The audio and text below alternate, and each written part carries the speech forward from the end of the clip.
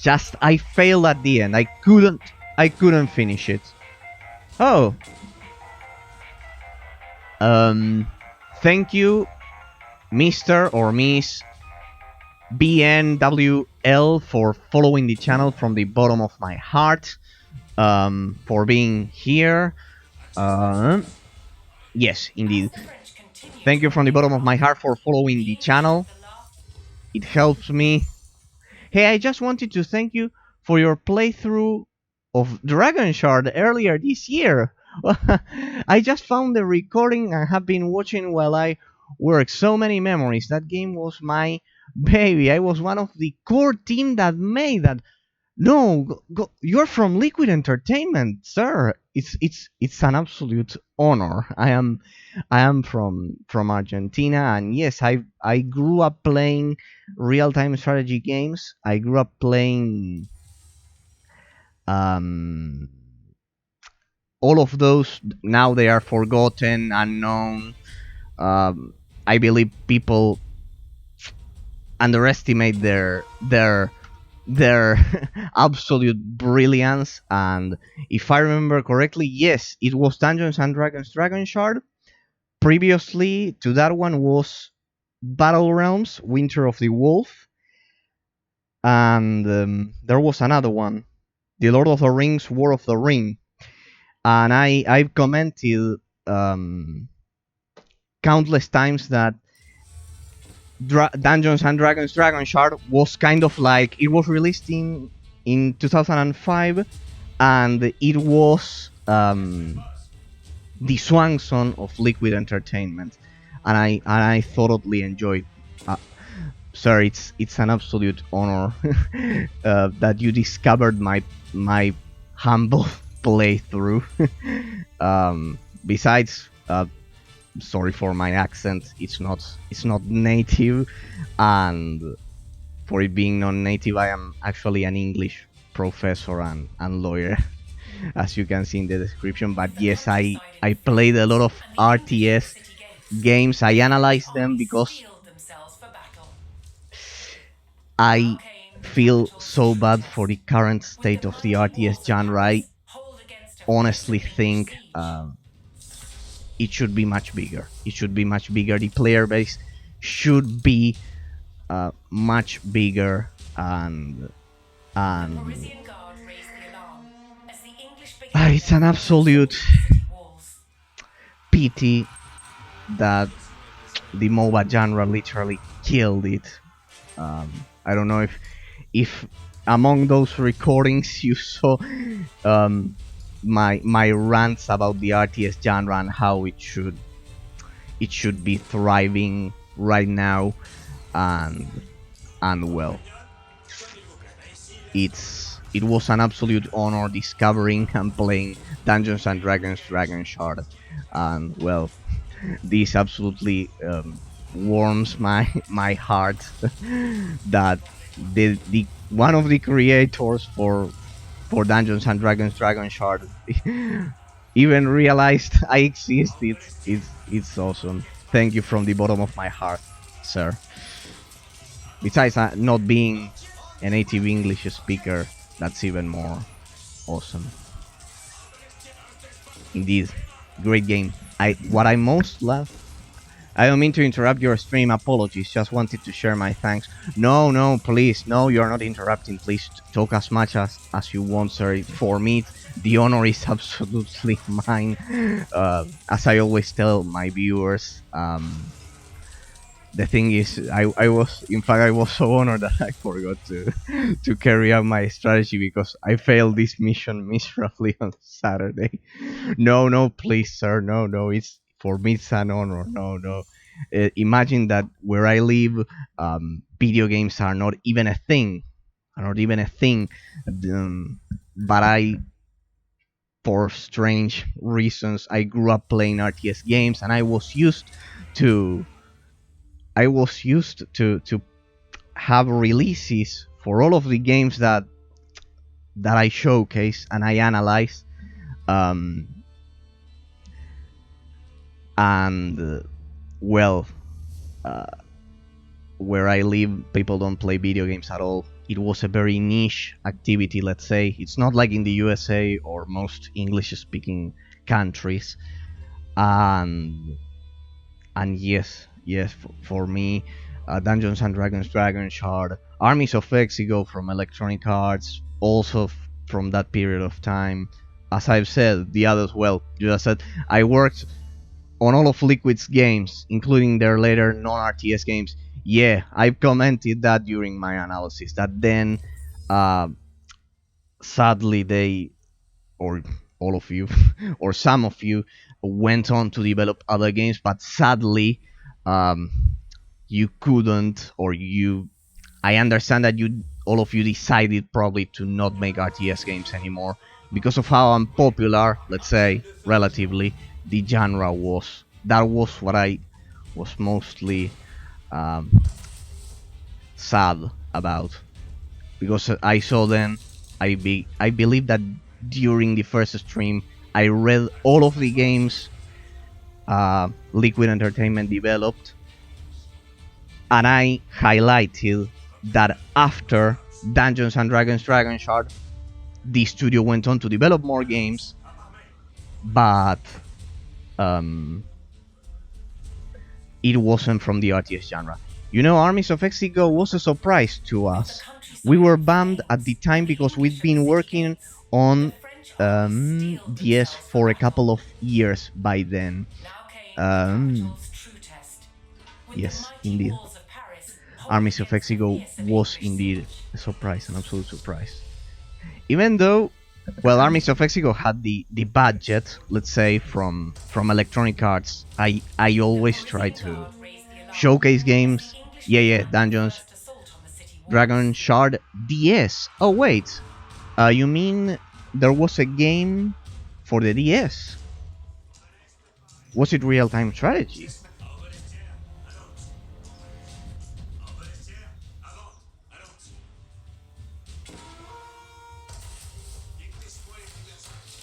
No, because at the no explaining. Ah, okay. Sorry, my bad. Sorry, my bad. I understand. Yeah. Dragons and Dragonshard. Okay. Yeah. No, don't worry, sir. Don't worry, sir. Please, no. It's no, please, no.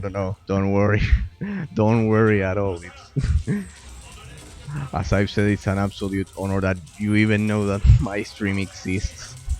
Um,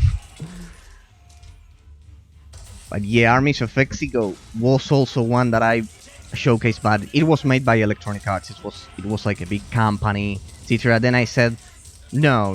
If I had already showcased, it was Battle Realms, Winter of the Wolf, and The Lord of the Rings, War of the Ring. I sadly lost the recording for that one.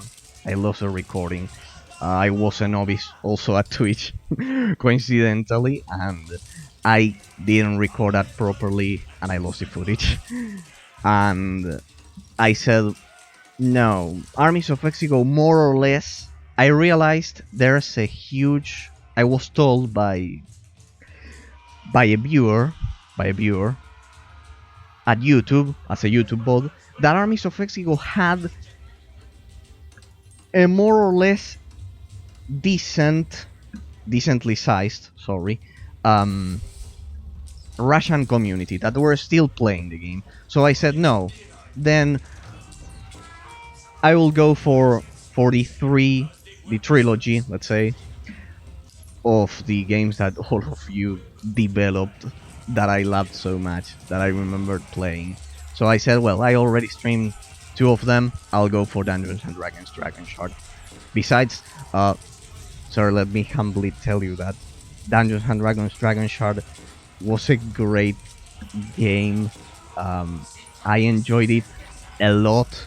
How it mixed some real-time tactics and some real-time strategy elements. I loved it. I mentioned that it had a lot of inspiration from so many games that it was incredible. It was incredible.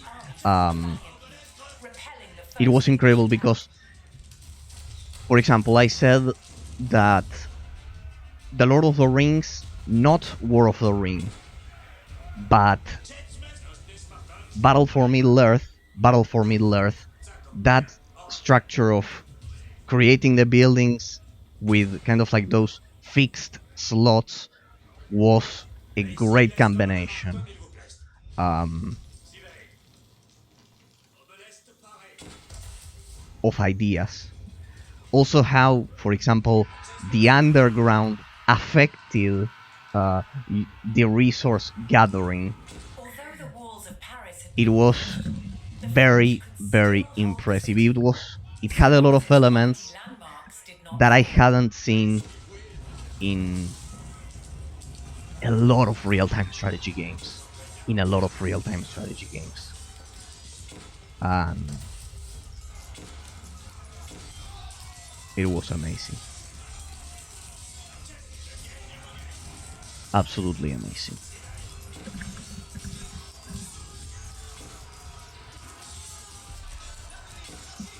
An absolute honor, sir, that you even know that my channel exists. I'm absolutely humbled by it. I'm just starting on Twitch, and well, I just play the games I love, and I love real-time strategy. I don't play the insane amount of competitive, online-oriented games. No, I like the campaign on hard mode, and I'm so sad that back in the day, every single week we had new RTS releases. I simply don't get used to living with RTS being such a niche genre. Kind of like we got Age of Empires 4, as you can see me playing, but then for the rest of the year, we are not even sure what we'll get.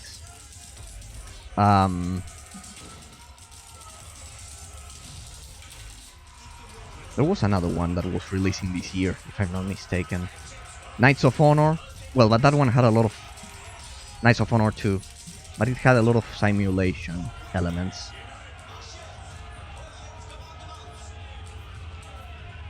It's automatically saved.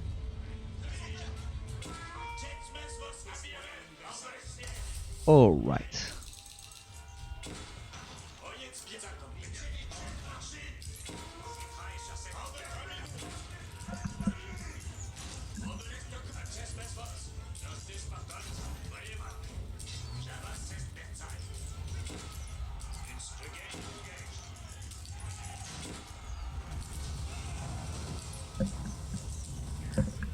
Damn, I was so forgive me, but I was so surprised. Usually my stream is empty, as you must imagine, because I'm just starting out, that I forgot about my strategy. Sorry for that. I have a viewer as well who's also trying to create awesome. The fortress cities were my idea. Oh, it was originally a CAD core traditional building placement RTS, but because of the split levels and increased detail of maps, they took up too much of the map. The slotted fortresses was a way to get more from less, and ended up giving us some interesting design space opportunities, such as making each building in a quadrant, affect the others. Yeah, it was amazing. Much more. Sorry, on mobile. No, please don't you worry, sir. Dragonshard was originally not on 2 layers. It wasn't. It wasn't meant to use those 2 layers. I thought during the analysis, forgive my ignorance, sir, once again, that during the analysis I commented that maybe, I was deducing, that maybe all of you included it because of the impact Armies of Mexico had a year earlier, a year before, because it was exactly a year before. I believe Armies of Mexico was released in 2004 and Dragonshard 2005. But instead was not originally not on 2 layers, but instead there were underground dungeons you could go into. The 2 level direction we switched to was because our tools for connecting dungeon pieces were too difficult to use. We switched to the 2 layer system about a year into development, way before before Armies of Exigo. So the 2 layer system was originally yours, not from Electronic Arts or from Armies of Exigo's development team, for that matter. All right, so you were the original creators of the idea, because if it was in development a year before, way before Armies of Exigo was public, so there was no way you knew. I think we both developed the concept concurrently, but uh, if I may ask, with communication between the development teams, or separated, kind of like both of Armies of Exigo's team and yours, absolutely separated, independently, not knowing what the other one was, independently. Okay, so none of what a coincidence! One rarely seen in the gaming industry, at least the modern gaming industry, in which we see a lot of clones from each other, but it was certainly a golden age. Independently, I always had that question, but I never imagined Armies of Exile was a big surprise to us. Correct? Oh, incredible, incredible! If only, sir, if only the rest of the channels at Twitch or YouTube would care about all of those real-time strategy games, the genre wouldn't be as it is now. The genre wouldn't be as it is now. As I've said, I was used to play real-time strategy games, new real-time strategy games, every single week. Empire Earth, all of the three of that were developed by all of you, by Liquid Entertainment. If only, amazing. They were independently. Both teams had the idea. The squads were a leader, where a leader would recruit smaller. Sorry, but my gameplay will be absolutely horrible. This squad. I'm way too interested in this. If anyone else is watching this as a YouTube bot, sorry, but I'm honored by a legend here. The squads were a leader would recruit smaller troops, was another workaround for the smaller maps. We could squeeze more of them into a tighter area. Yes, because the maps weren't that big in comparison, for example, to Armies of Exigo. They were much more, but they had a lot of strategic depth, not only because of the second layer, but because of the squad's leaders. I remember that in a lot of missions, I played the game on hard.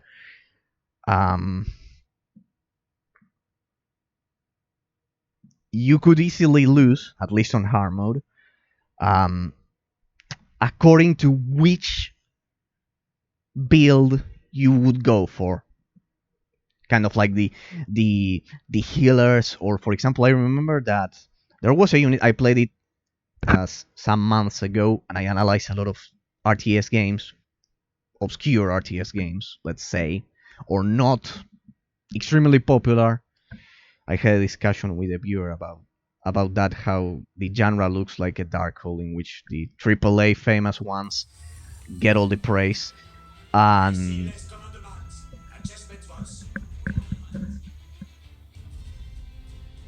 there was one winged unit,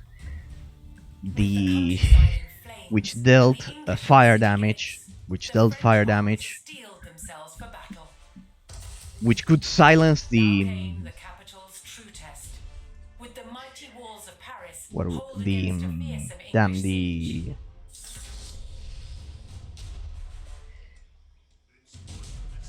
the one-eyed guys from the Dungeons and Dragons universe, the beholders, and it was the only way I could counter them. I remember that mission. I even have, sorry, if I may tell you this, here at Twitch I have the recording for that one. The hyper terrain, snow mist, and foliage systems grass were so expensive. I've also mentioned that countless times that back in the days, all of you uh, did miracles, did absolute miracles with the technology you had, because the mix and foliage system were so expensive that it also contributed to limiting the map size. That's another thing I've commented, that it was a miracle what you did back in the day with that technology, because when I played Dungeons and Dragons Dragonshard, and I commented this in the technical part of my analysis, it has unlocked frame rates. It has unlocked frame rates. The engine, you must know it much better than I do. It has unlocked frame rates. And it was amazing that a game from 2005 could do that. For example,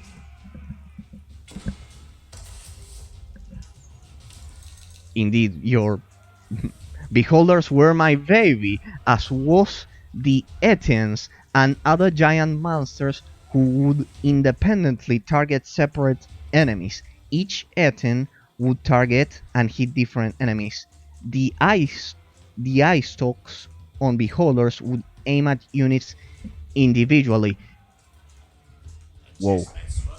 I knew the artificial intelligence was good because they were mostly, if I remember correctly, the beholders were mostly in the underground, just like in real Dungeons and Dragons. That was impressive. The how damn how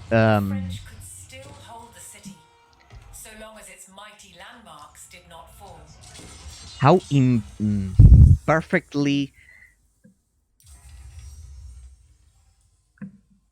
respectful of the lore Dungeons and Dragons Dragonshard was. Because I remember that not only all that you are commenting, but also the lore was amazing. It was similar. I compared it to Baldur's Gate because of the traps in the underground and all of that. It reminded me of Baldur's Gate, if I may do that comparison, sir. The underground level, and in one of the underground levels, by the end of the campaign, the first campaign, if I'm not mistaken, there was a mission that I remember that the player is meant to kill 3 beholders, and it was so tough because they took control of the units. I remembered they take control of the units, of your units temporarily. Damn, it's so amazing. So sorry that I'm repeating myself, but it's so amazing.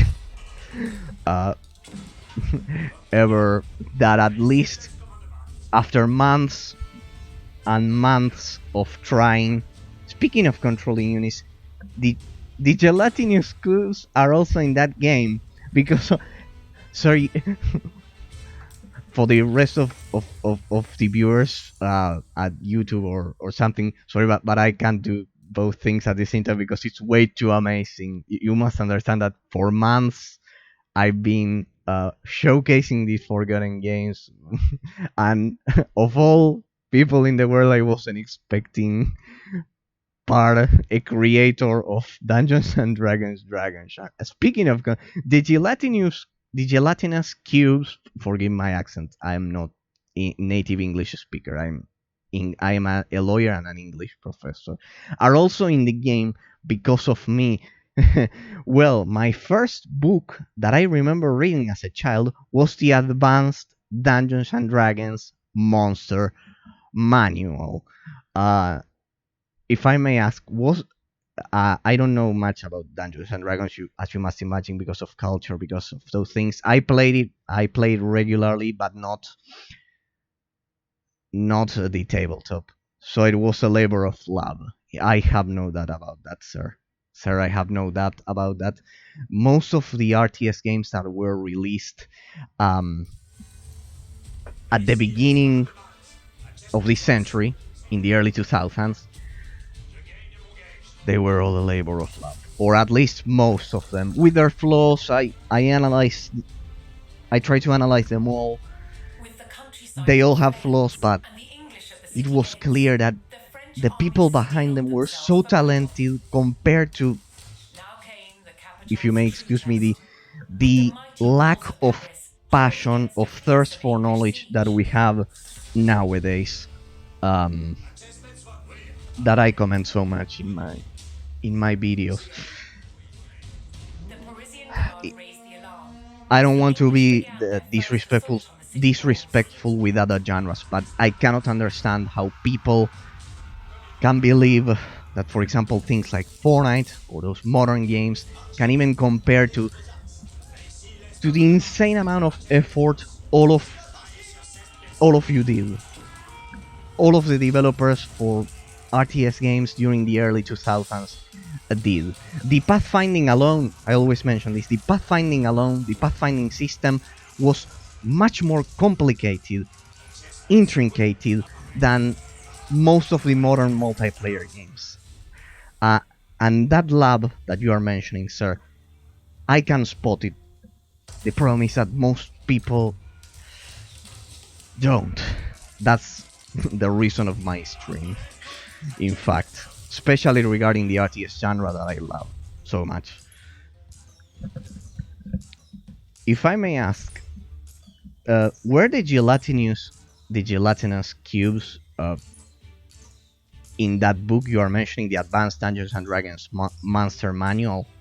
Because I don't remember seeing them in Baldur's Gate 1 or Icewind Dale or most of the Infinity Engine Dungeons and Dragons games. So I assume it's an absolutely original creation. To be fair, most people who worked on those games, myself included, are still in the industry. Games are just as sophisticated under the hood. We just have different design goals. I understand. Totally.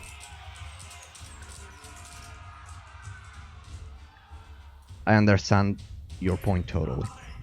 I imagine they are sophisticated, kind of like under the hood. I'm the thing I've been commenting,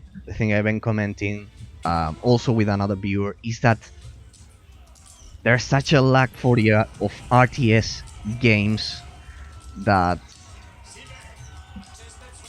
it at least led me to believe that it's much more complex creating an RTS game. That, for example, I understand they must be complex. Most of the programming that is done in games, I am an absolute ignorant regarding that. I understand it's complex, but at least I and another viewer would reach the conclusion that RTS games were much more difficult. You must know much more than both of us regarding that, sir. Of that, I'm not sure. I have no doubt. But yeah, we reached that conclusion mostly because, well, they are a classic D&D monster, the cubes, but they are hard to pull off in games because of how they paralyze and absorb unobservant adventurers. We had to prove we could pull that off to convince the game director to let us make them, to even let us make them. Whoa. So they were part of the book, of the Advanced Dungeons and Dragons Monster Guidebook, but they were not common in games. because to they were difficult to implement. Indeed. Well, they were pretty interesting. I remember that I must tell you this, sir. I have had a lot of problems with those gelatinous cubes. Yep, they're in every edition of Dungeons and Dragons. Okay, okay, okay. So they, they are common. Well, not that common because I don't see them a lot, but they are in every edition. Um, if I may ask, sir, please understand that this is a once in a lifetime opportunity. Is the pathfinding in RTS games um, the most difficult aspect of developing an RTS game? Is it the most difficult aspect in your opinion? Is it the pathfinding, or is are there other aspects specifically of RTS games which are more difficult? Because we've always discussed with this viewer that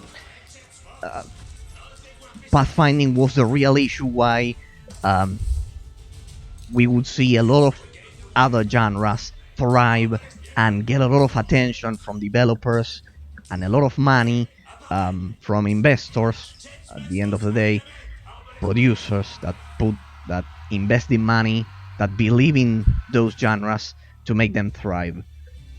And we've always said that due to pathfinding, due to how complex RTS was or is up to this day, it was why most of the gaming industry at least frowns upon them. They kind of like don't believe in the RTS genre. Um, and I've I've I've countlessly mentioned um,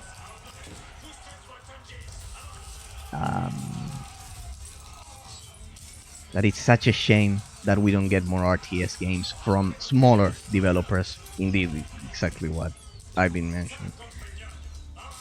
And we always deduced in our, at least in my ignorance, that pathfinding was the most difficult aspect.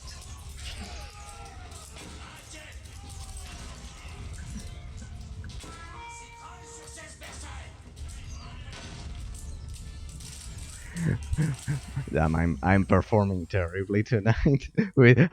I was about to beat this one on Saturday, and I said, "Oh, I'm going to be able to do it on Monday." But no, I wasn't expecting such an honor, such a pleasant surprise. I can only imagine how tough it must have been to pull off all of those all of those specific features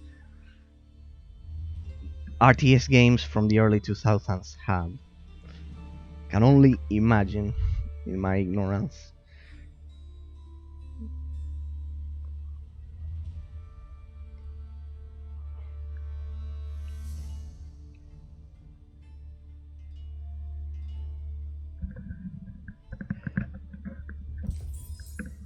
Pathfinding has kind of become a solved problem, honestly. Alright, so nowadays, uh, ladies and gentlemen, as for anyone who may be watching this as a YouTube ball or anything, it's not me who's saying it. It's a legend saying it for the RTS genre. That pathfinding is a solved problem. That means that the only reason, as I've been mentioning endlessly throughout this year, I started streaming this year, sir. I'm a novice streamer. I'm not even affiliate or anything like that. Um, and but I've endlessly said that it's a matter of, at least this is my personal opinion. This is my personal opinion. Anyone who may be watching this as a YouTube bot or a Twitch bot, that it's a matter of improperly or not properly educating the player base to try different genres, to not be trapped within third-person shooters and I don't know, most of the action games we see right now, battle royale, multiplayer, etc. See that if pathfinding, which another another person commented in my Discord that it was at least one of the most terrible issues that plagued RTS during the early 2000s. Here you are listening that from an expert, not from me, that it's a solved problem nowadays. And I must pose the question, what deters, what's the reason why the RTS genre isn't thriving right now? If pathfinding, which was, at least this is my opinion, was a great issue 20 years ago, why is it that we don't get new RTS games? Sorry, sir, I wanted to comment that because I've been endlessly a lot of during. I'll read your message immediately, but the for a lot of months I've been commenting. I've been commenting constantly that why is it that the RTS genre doesn't have more releases, doesn't have more games? Why is it that it's so scarce? Why is it that the new releases are so scarce and that investors, this is a real problem, most people don't notice. Why is it that investors don't trust in the RTS genre? Pathfinding has become kind of a solved issue, a solved problem, honestly. Tools like Havoc will do a lot of the work for you. We used a multi-tier system. Sorry that I'm doing this constantly. I don't want to get banned, and it's extremely hot where I live. I live in the southern hemisphere, so a multi-tier system in Dungeons and Dragons Dragonshard where a pass for regions was used for long distance pathing. Then a more detailed algorithm for navigating closed spaces. Then a more detailed algorithm for navigating closed spaces. Alright, as in contrast to the other one. So it used a mixed solution. It used a mixed solution. Then a more, I think the bigger challenge for RTS games, alright, is more of the group movement issue. We spent a lot of time, and he emphasizes a lot, it must be quite a lot because it's in uppercase, making the squads move together as a group, alright, as a single unit. For example, as for those of you who may not be used to the RTS genre or are newcomers, this is something pretty common in real-time tactics games. For example, Company of Heroes, I remember Dawn of War. Dawn of War is another great example. I've also commented that your great game. I at least noticed that it took some elements from Dawn of War, the part of the squads specifically. At least that was my ignorant perception. I think the bigger challenge is group movement, moving an insane amount of units. For example, as we see in Total War games, that they have insane amounts of units for that. We spent a lot of the time making the squads move together as a group. Battle Realms, BR is clearly Battle Realms, and War of the Ring, which were the previous games that Liquid Entertainment developed. I lost the footage for War of the Ring. My bad. I was a novice streamer. Have much more fluid / chaotic group movement. Yes, I commented this issue. In fact, I somehow criticized, especially Battle Realms Winter of the Wolf. Because of that, I had a lot of issues. There I have the full walkthrough. It had I couldn't control the units most of the time. Um, I remember because once I issued an attack order, it was difficult to fall back afterwards. But for War of the Ring, I remember that the pathfinding was much more similar to Dungeons and Dragons Dragonshard. It probably had to do with how the engine evolved, I assume, or the improvements all of you implemented. We reworked how that happens from the ground up for Dungeons and Dragons Dragonshard. All right. I don't want to sound for anyone who may be watching that like a know-it-all or an arrogant prick, but I did use that. I said the pathfinding in Dungeons and Dragons Dragonshard was much more polished than the previous two games. Regarding the RTS vanishing, my opinion is that it evolved. The more small group style games eventually evolved into MOBAs.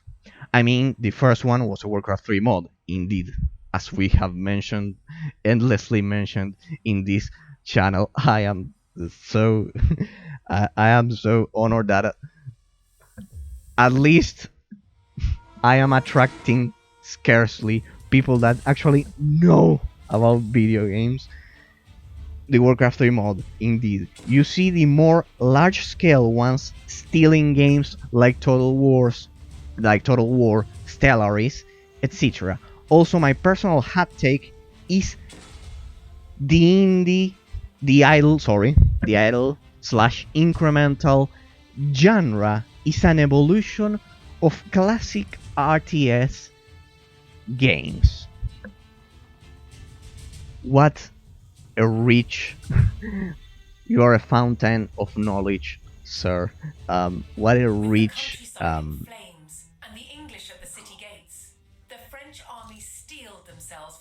contribution. What a rich forgive me that sometimes I'm not fluent when I when I get excited or happy and I lose focus. What a rich opinion we have right here for any newcomer of the RTS genre, for anyone who, due to the release of Age of Empires 4, as I was mentioning some days ago, has discovered this genre. What a rich opinion that the genre actually it didn't die. My, as you all know, my depressive, sad opinion is that the RTS genre is on the brink of destruction, sadly.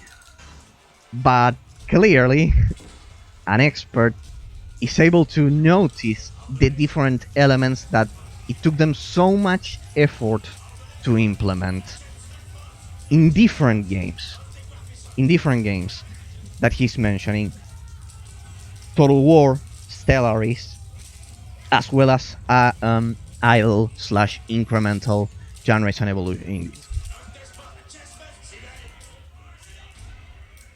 My regarding your comments on group movement, Battle Realms was an experiment in letting the units react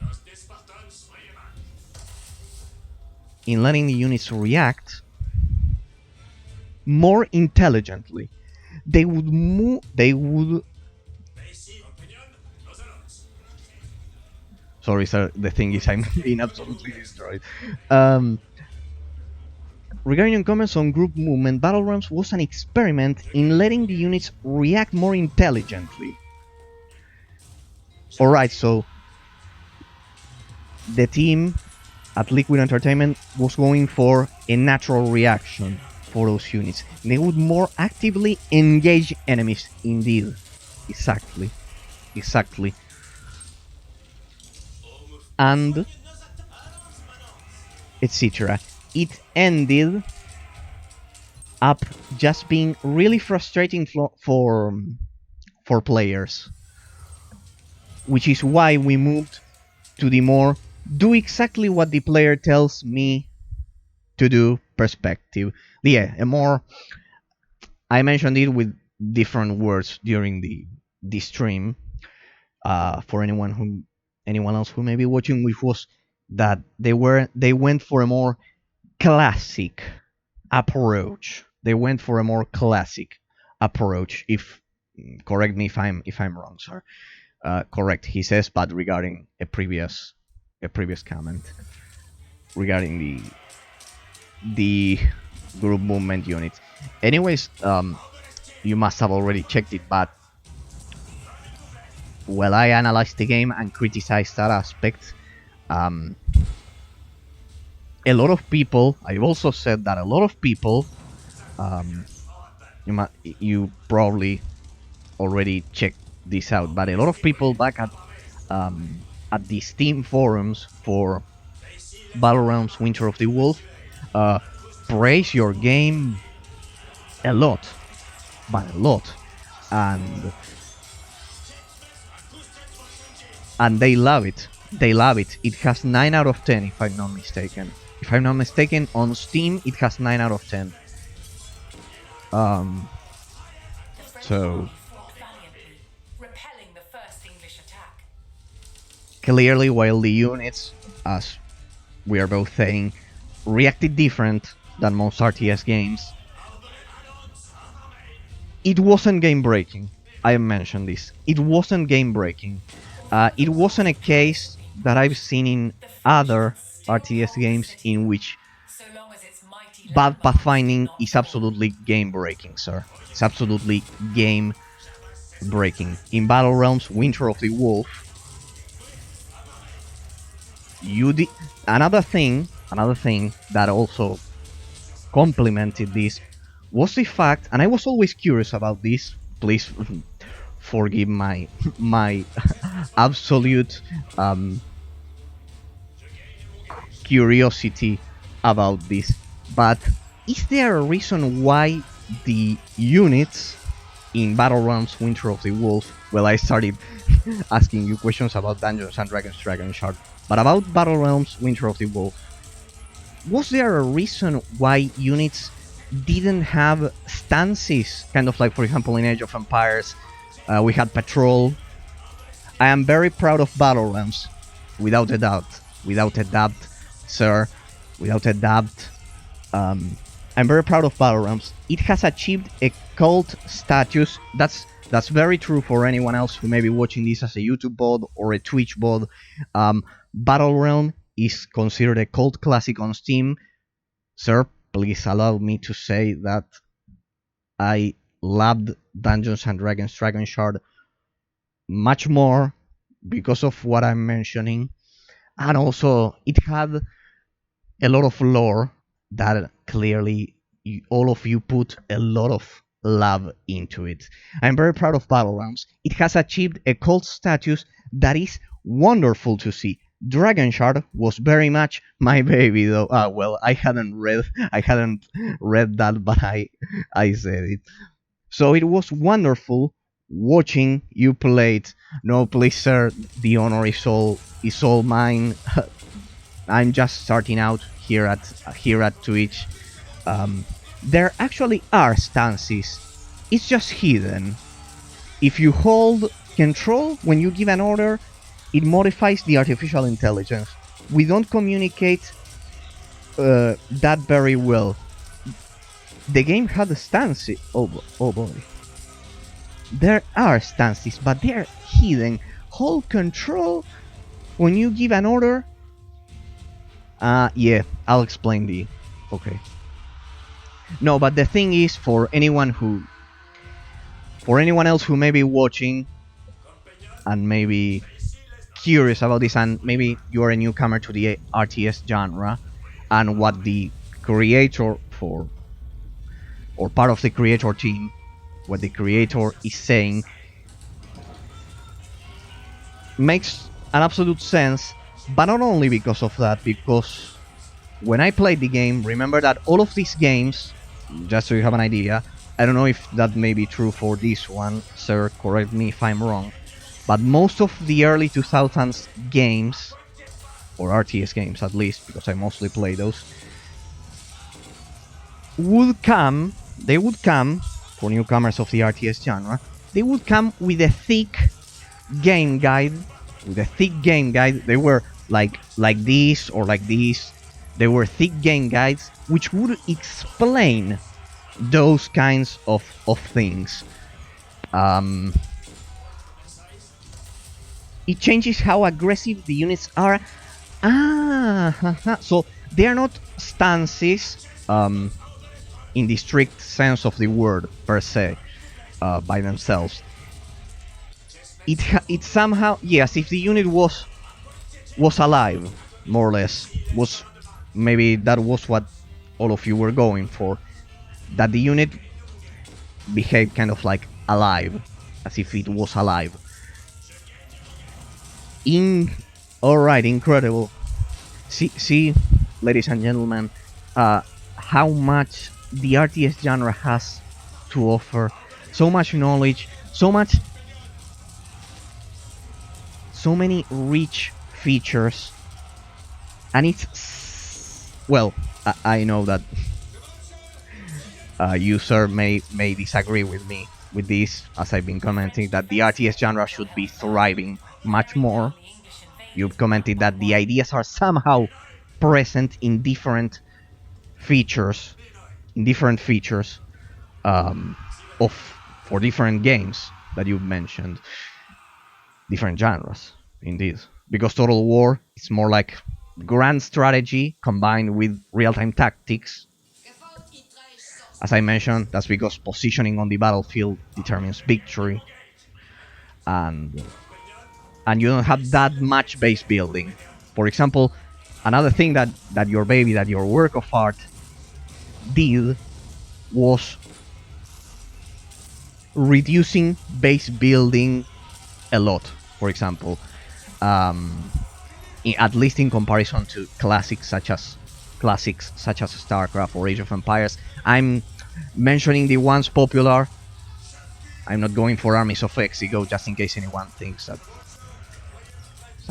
Just in case newcomers for the RTS genre cannot picture the difference.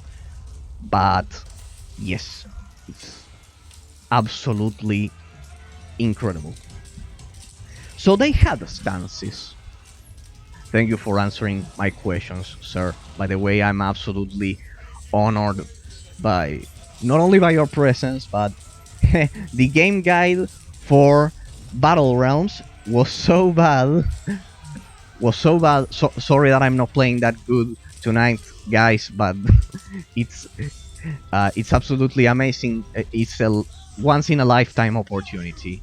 Even more when you have such a small channel, and well, such as mine, and well,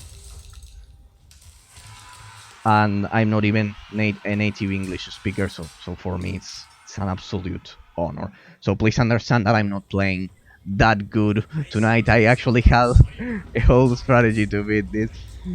The game guide for Battle Realms was so bad, two team members rewrote it from scratch. We had just crunched like crazy, as I was mentioning. It took them such an insane amount of effort creating RTS games back in the day. I'm always mentioning that, sir, um, hoping that people will understand that. We had just crunched like crazy.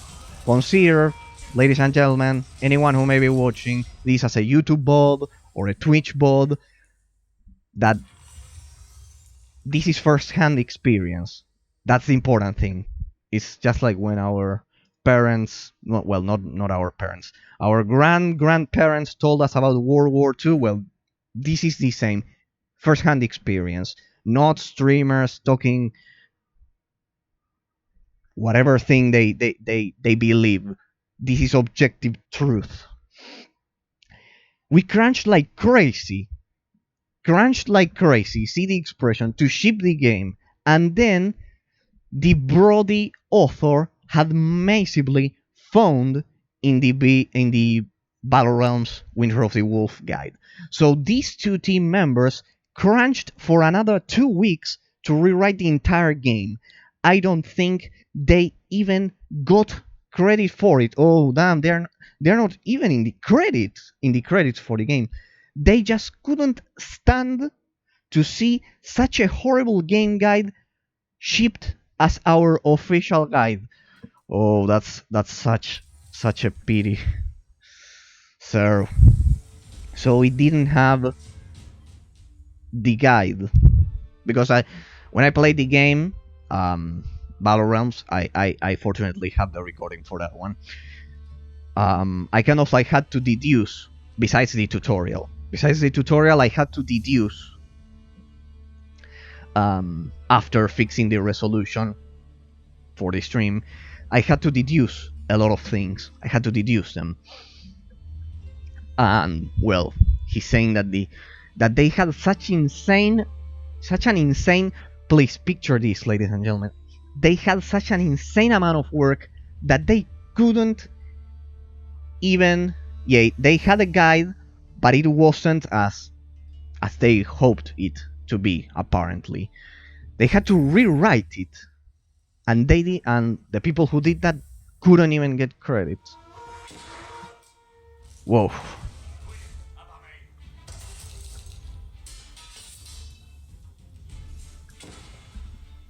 Absolutely amazing. Imagine, ladies and gentlemen, as I always say, every night alone, we could have. Imagine how many cases just as the one VNWRL. Sorry, I that's difficult to pronounce. Just as how the game, the one of the developers for Dungeons and Dragons Dragonshard is mentioning with first-hand experience. He's mentioning it with first-hand experience. Imagine how many stories there must be behind all of those games that are now sadly ignored because I if I should know it. I've been streaming those games constantly and people ignore them. It's so sad. And just like that, we have thousands of genres. That's why it's not a matter of trying to tell people what to play or whatever. No, it's actually giving credit to a whole genre. Because even though there are a lot of elements, as he's mentioning, it's still sad, at least for me personally. It's still sad that we don't get all of those games. As I always mention, could you imagine games like Dungeons and Dragons, Dragonshard, Battle Realms, Winter of the Wolf, War of the Ring? I also commented Heroes of Annihilated Empires from GSC Game World, the creators for the Cossacks series. So many studios. That one, the guys over at GSC Game World they were Ukrainian, and besides doing Cossacks 3 and 2 and 1 and American Conquest and all of its expansions, they did Heroes of Annihilated Empires. And it's sadly that also my gameplay, as another person commented months ago, was literally the only one. There must be a lot more on the internet. I'm sure of it. I'm sure more people remember them. But they don't get the praise they deserve. They don't get it. At all. Other trivia bits you might find interesting. The falling Kyber Creek. I was sorry, you please allow me to say that you just read my mind. Allow me to, because this is what I praised the most during my analysis for Dungeons and Dragons Dragonshard.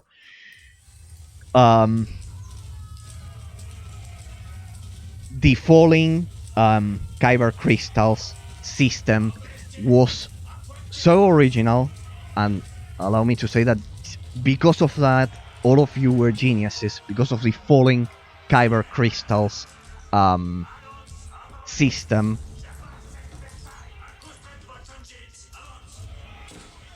it added so much strategic depth to the gameplay of Dungeons and Dragons Dragonshard. It was amazing because you couldn't simply zerg the enemy, overwhelm them. For those of you who are newcomers to the RTS genre, or watching this as a YouTube ball or whatever, um,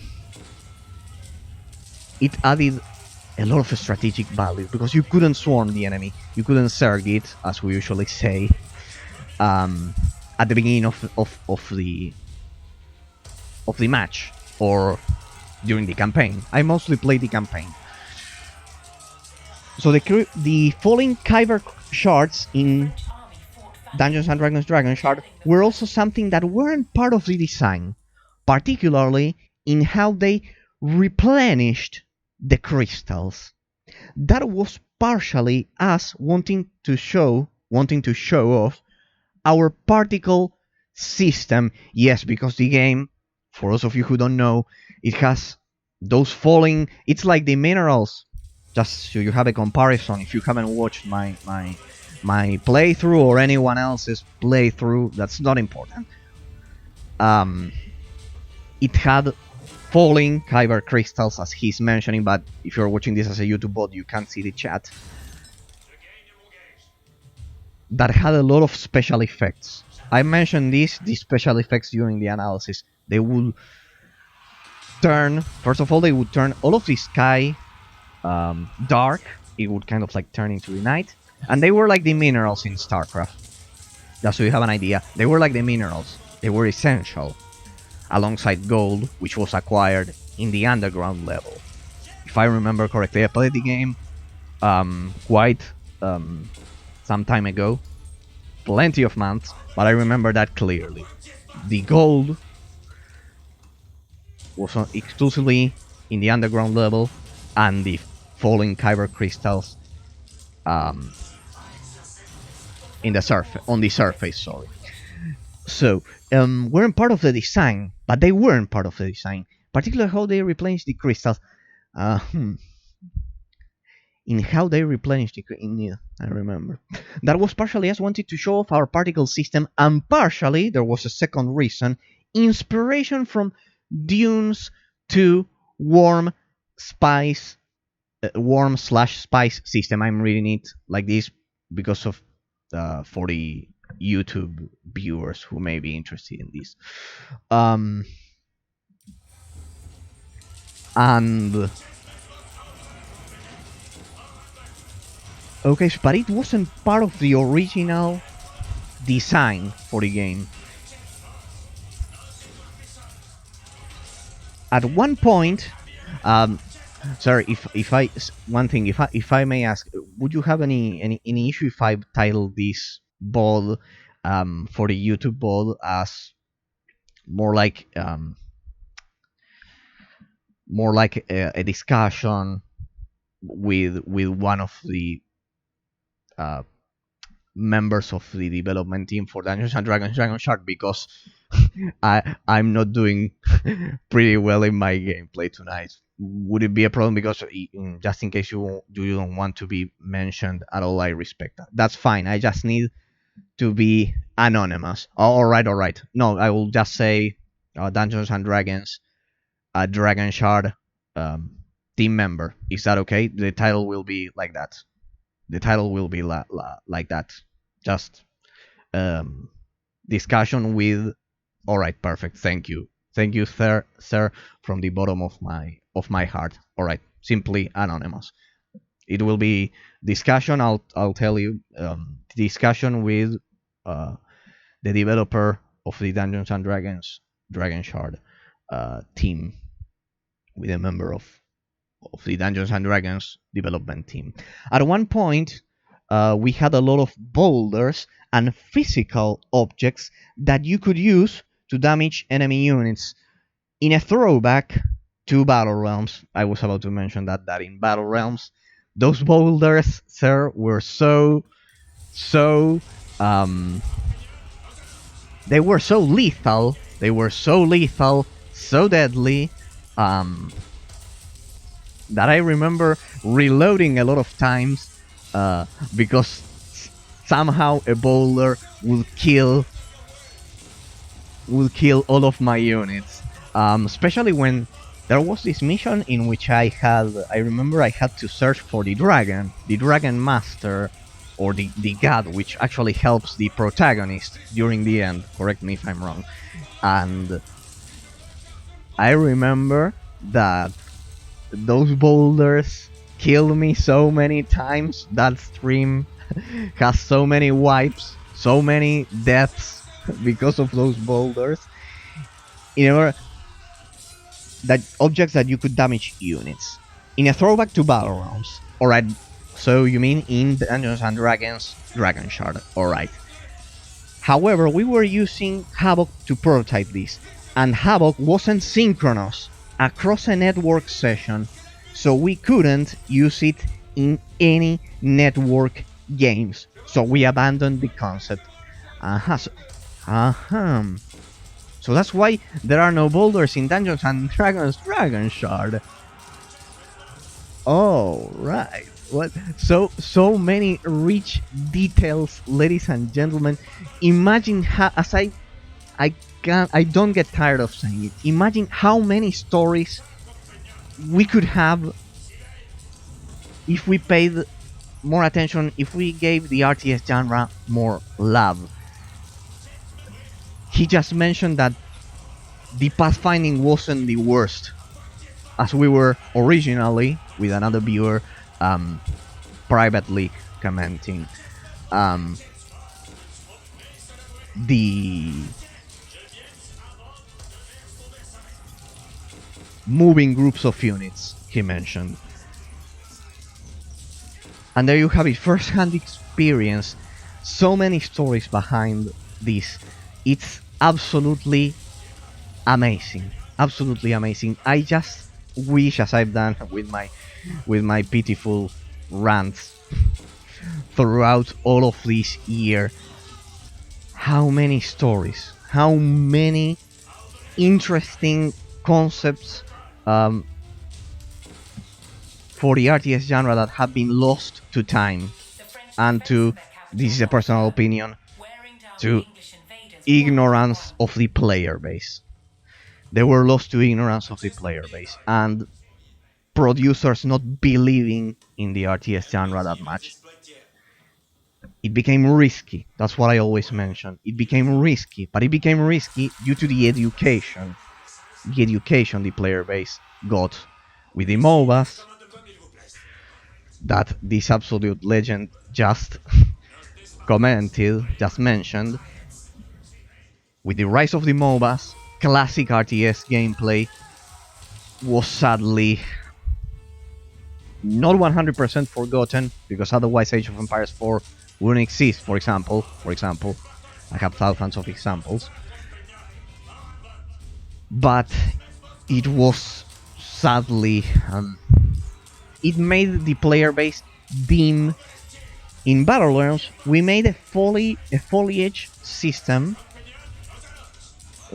Maybe I can beat this in the end. In Battle Realms, we made a foliage system where bushes and such would rock in the wind. We joked about using it for each rice plant. Yes, because for those of you who don't know, I'll explain it. The resource gathering in Battle Realms is pretty specific as well, at least when compared to more traditional RTS games. Because of the rice plantations and the water as well, I remember. It was rice and water. And regarding that, the rice plant foliage system, they made a foliage system where bushes and such would rock in the wind. We joked about using it for each rice plant in the rice fields, which seemed ludicrous. But that was one of those moments where we realized that in the future that would actually be the case. that would actually be the case. For War of the Rings, we decided actually to truly actually making grass fields that would react to players. Once again, ladies and gentlemen, please allow. I don't want to boast, but I mentioned the swaying grass that was an amazing effect in the Lord of the Rings, War of the Ring, and in Dragonshard. That was refined. That was refined and used a lot more in Dragonshard. Indeed, as I was mentioning. See, the fact that the developer is reading my mind, at least in some scarce points, makes me feel proud of myself, at least a tiny bit. I'm pretty sure that we were one of the first, if not the absolute first, game to make grass that reacted to characters. Um, Sir, I've mentioned that. In fact, I mentioned that during my analysis. Exactly.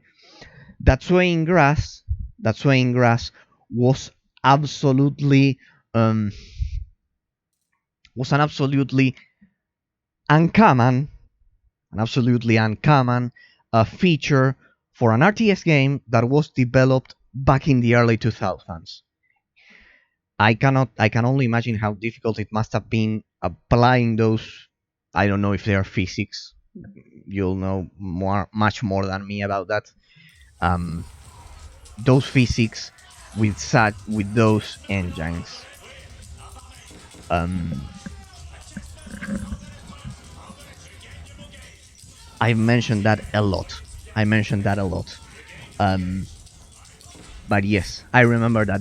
I remember mentioning that the swaying grass was amazing, absolutely amazing, and it well, it's much more refined in Dragonshard. It's a lot of fun seeing the things you point out as noteworthy in your playthroughs. It's very validating to see them recognized even now. So I think I'm on the brink of crying. um, and also, please don't in no way, please don't get offended if I criticize some things. I've always tried to make my streams with a much more serious um, focus rather than the what most streamers know. Let me tell you, being this side of the shop, let's say. I know that's not the expression, but a lot of streamers stream popular games exactly because these games are not the algorithm in YouTube or Twitch doesn't encourage that kind of content. That's the thing. And well, initially, I thought that no one would watch me. It still is the case. It's still the case, but um, having you here tonight is much more rewarding than any uh, thousands of viewers could possibly be. Uh, because I always loved analyzing games. And my Spanish speaking culture, I am a native Spanish speaker. Um, Game analysis and partially also in the English speaking world regarding video games. It's also the case. Game analysis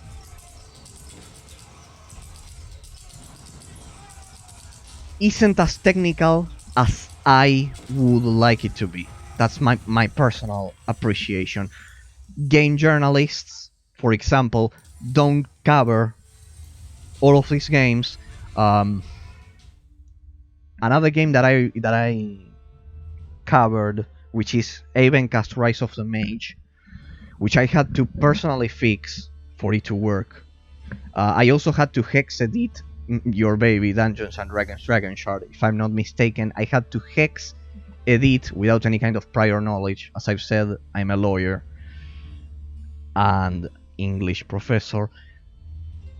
Without any kind of prior knowledge, I had to hex edit it just to showcase it at the proper resolution. The grass fields were simple spring systems. Each grass blade is just a single vector and offset that gets pushed around by wind, is forced away by nearby players, and tries to return to its original point. Very hacky. I was right. I was right that it was the case, but we were proud of it. That's the most important part. I know that most developers are proud of what they do, but nowadays, at least there are a lot of cases in which developers, please allow me to tell you that, sir, you must know that much better than I do, um, wouldn't be able to say that they were proud of what they did. That's the most important thing. Being proud of what you do, regardless of how successful it may be. I internally believe that in the end, at least there will be one person on this whole planet, even if it was me in this case, that will actually pay attention to that. I remember that when I played for the first time uh, your game, I was a kid. I was a kid, and I didn't know how to speak English. As I said, I am a native Spanish speaker, but I couldn't finish it on hard mode. But now that I learned English, I, I could do it, and I said I had to play it. The vector unforced away and tries to return to its original point. Very hacky, as I was saying, but we were proud of it. I'm absolutely sure of it. The hyper-terrain system was much more complicated, where the snow, that must be Dungeons and Dragons Dragonshard, I assume, would get pushed down and fade out. Indeed.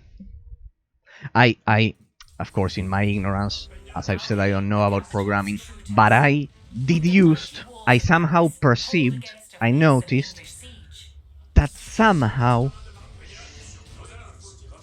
how was it, this is what I thought, how is it possible that this game has some effects which weren't common back in the day? Because I remember playing, for example, Star Wars Empire at War, Universe at War from Petroglyph.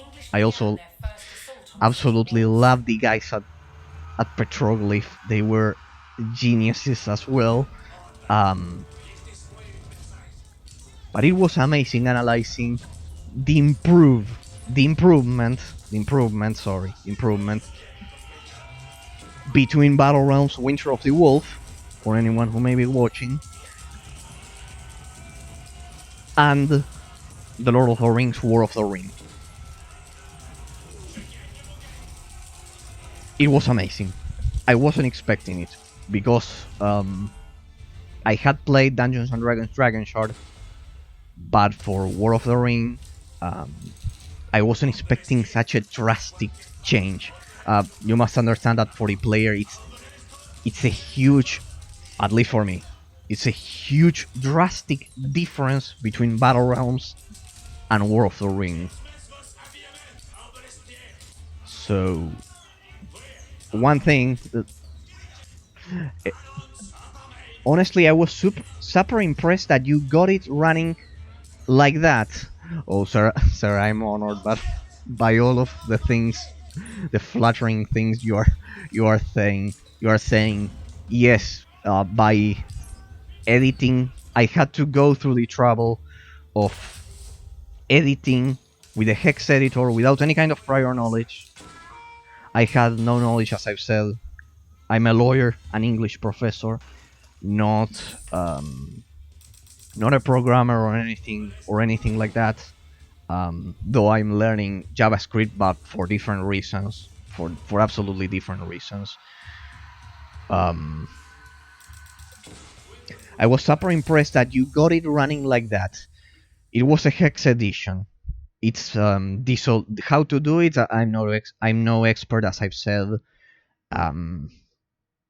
I followed the Widescreen Gaming Fix site, the guide. There's a guide there which has helped me fix not only um, Dungeons and Dragons Dragonshard, it helped me fix, because this is the thing, as I mentioned a lot of months ago, uh, viewers, usually most of the modern YouTube or Twitch viewers, don't like watching games running at low resolution. So I said, well, if I'm going to showcase the RTS genre, this is a reason. If I'm going to showcase and try to, I don't think I will ever be able to revive it.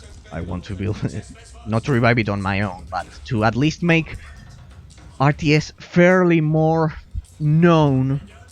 As long as one more people gets to know the RTS genre, I'm proud of what I'm doing.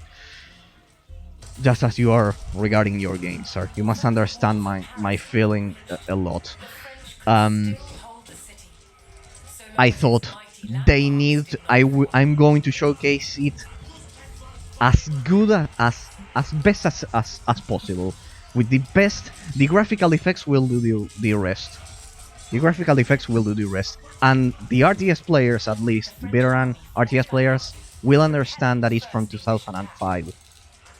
That clearly it can look like, I don't know, The Witcher 3, Cyberpunk 2077. But if the base resolution is high, it will at least help. It will at least help me showcase the genre as it was intended to be back in the day. Sorry if I'm not expressing myself perfectly. My original intention was to showcase all of these games as best as possible, including your baby. Indeed. So sorry that I haven't read the rest of the comment. Honestly, I was super impressed that you got it running like that. It would be a lot of work to make work even with the source code. So kudos to you. Thank you, sir, from the bottom of my heart. There were some funny artifacts, though. One thing we did often was have textures of circles in rotating quads. The quads are the quadrants, I assume. Originally, it just looked like a gear turning. But on your playthroughs, they turn into these weird spinning ovals. Made me laugh. Honestly, sir, I haven't noticed that. Of course, you made the game. You must have instantly perceived that. But I think you must understand me that most of the player base, or at least newcomers to the RTS genre, will pay more attention to the base resolution. Besides, I was a novice streamer when I streamed the game. I was a novice streamer, and as I've said, I have no technical knowledge. My passion is analyzing games, just analyzing them when I have free time, when I'm not working as a lawyer or English translator or professor. And you said that it had some funny artifacts, but the idea was that most of the player base, or newcomers, as I've said, were going to pay more attention to the resolution in my case. So, for sure, we are very critical of our own games. Gamers have no idea. I mention this every night. I know it must be hard to believe for you, sir, because I play video games. I could be considered gamer. But I criticize the community a lot. Something a lot of people I perceived, especially the gaming press, if I may say, they're afraid. And I always mention that the first person who will realize they made a mistake is the developer, not the gaming press, not the community. The community has done awesome things. For example, there was this game, this Advent Rising, which is kind of like the predecessor for Mass Effect, as I've stated,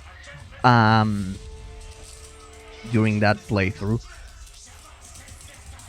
They do absolutely crazy things. I would probably I would have probably been unable to fix your game without the community, because widescreen gaming fix is what I use to fix all of these games.